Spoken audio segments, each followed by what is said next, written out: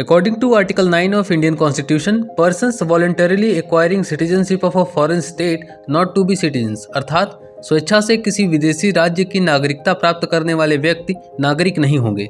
It says that no person shall be a citizen of India by virtue of Article 5 or be deemed to be a citizen of India by virtue of Article 6 or 8 if he has voluntarily acquired the citizenship of any foreign state।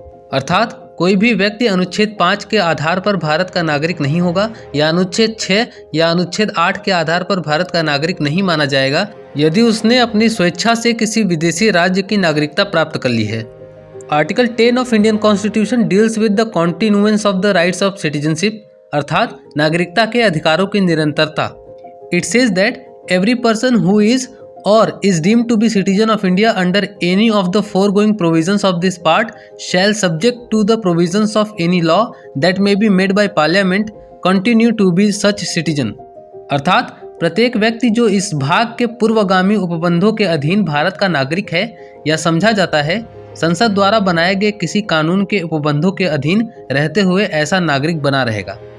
Article 11 of Indian Constitution gives power to Parliament to regulate the rights of citizenship by law, अर्थात संसद कानून द्वारा नागरिकता के अधिकार को विनियमित करेगी।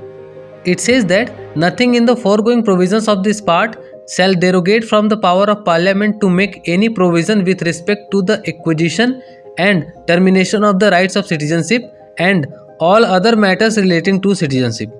अर्थात इस भाग के पूर्वगामी उपबंधों की कोई बात नागरिकता के अर्जन या समाप्ति तथा नागरिकता से संबंधित अन्य सभी विषयों के संबंध में कोई उपबंध करने की संसद की शक्ति में कमी नहीं करेगी। Please like the video and subscribe the channel for more updates.